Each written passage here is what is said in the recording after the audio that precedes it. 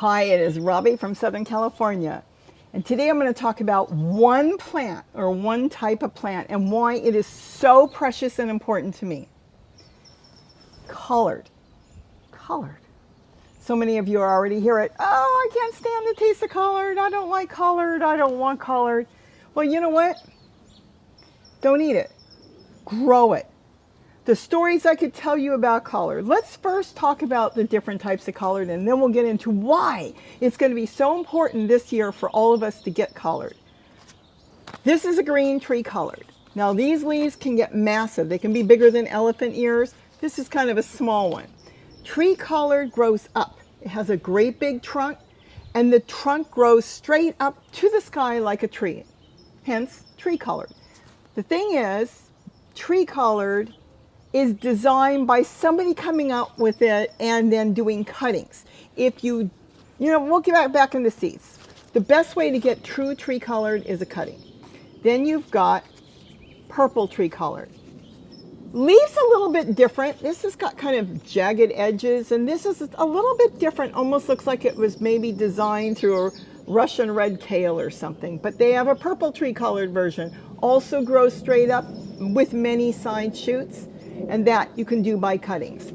And then you've got, this is the biggest one I had right now that I could find, plain old collard. Now this collard plant, you're thinking, oh, she grows such a little one. No, it's just I have one little collard left that's 5 years old in the garden, and it grows round leaves.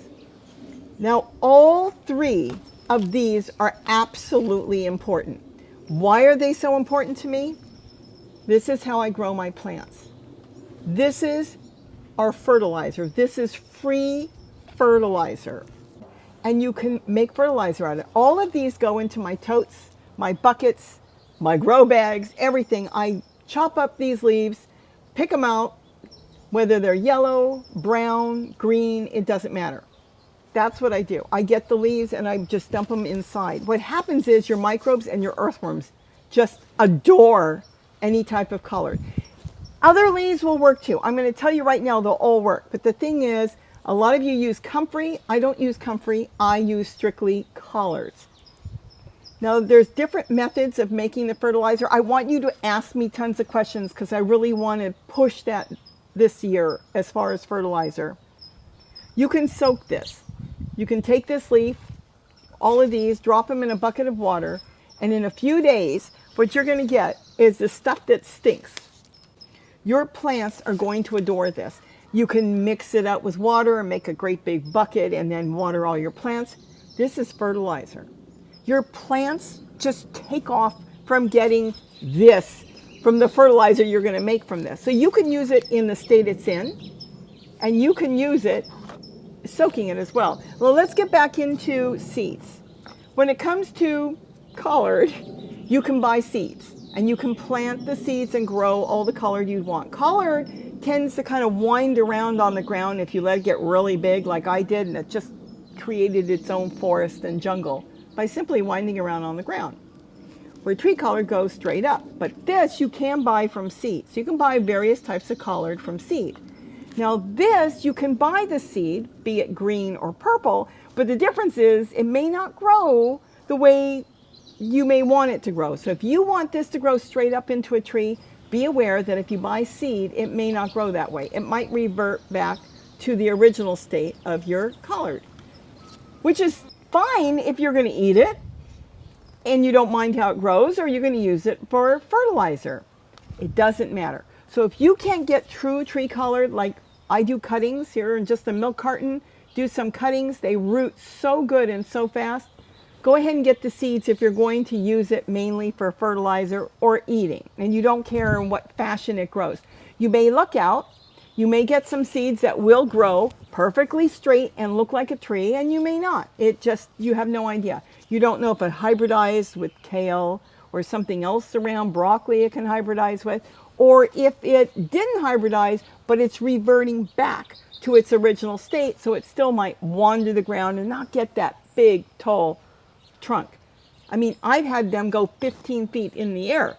So it's absolutely magnificent when you're buying it for that reason. Okay, I know a lot of you don't like eating it. That doesn't matter. The main thing is you're going to use it for your garden. You're going to use it for fertilizer. Let me tell you something. The tree collard is absolutely now one of my favorite, the green one, because I make a wonderful coleslaw out of it. I can't get enough of it. I make it all the time and it tastes fabulous. But the thing is, this is versatile. You can eat it. You can use it for composting just the way it is. You can make compost tea out of it for your plants. The reason it's so important this year is there may be a big fertilizer shortage later in the year. And if there is, there's nothing better than having your own fertilizer. You have seen our gardens, check out the garden tours. We use zero fertilizer. Nothing is bought. All we use is leaves from the garden, and this is my favorite. Again, you can use anything. You can use pepper tree leaves, you can use dandelion weeds from around your yard, soak it and rot it and feed it. But this stuff, this is like the miracle of all. This is one of the best. So it's worth growing. The other thing too is if you're going to grow something and take the time to grow it, maybe you don't like eating it, but you've got it there in case of an emergency. If you couldn't get something and you were short on food or who knows something happened, the thing is you can eat it. Comfrey is not really edible. You can give it to your chickens, but it's not really good for a lot of people. Let's put it that way. I wouldn't eat it. I'm not going to grow it. But you can if that's your favorite thing. With this, I can eat it. I can grow it. I can use it for wraps. I can dry it.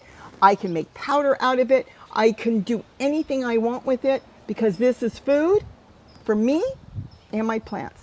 Ask your questions because this is going to be so important this year. If it turns out later on in the year that we can't get fertilizer or food is a little bit maybe so expensive to the point where we're going to grow our own, ask me about this. Grow one plant and use it to make your plant food. Use it to build free soil. Use it any way you want. Make some cuttings and give it to friends. They grow beautiful. It's the easiest thing to propagate. All you have to do is cut it off because it will grow through the sides. It grows straight into the air and sends out all these shoots. And then you clip those off. And my goodness, you can develop so many plants. We started with a few plants in our yard, and now Gary's got them throughout his yard. I've got them all over the place. And I gave a whole bunch to my daughter, like 5, and now her entire yard. Oh, do I want to talk about that?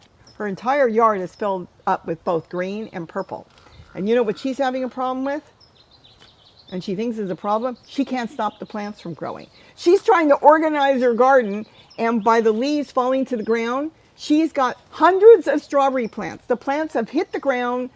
The strawberries that, let's say, a mouse ran off with and chewed and left it on the ground are growing everywhere. She has a field of strawberries. And when she told me that, and Gary went and dug up like 100 of them, and she called me a couple weeks later, they're loaded all over. I said to her, all that collard you didn't want, you started chopping it out.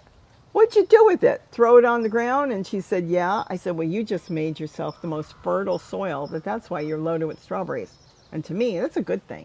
So with that, ask your questions. We'll get into more and more on collard because this is going to be wonderful for all of us. Have a great day, and don't forget to eat what you grow. Bye-bye. I think it tastes good. Gary liked the dried ones. A little oil, salt, pepper. So good. This is good.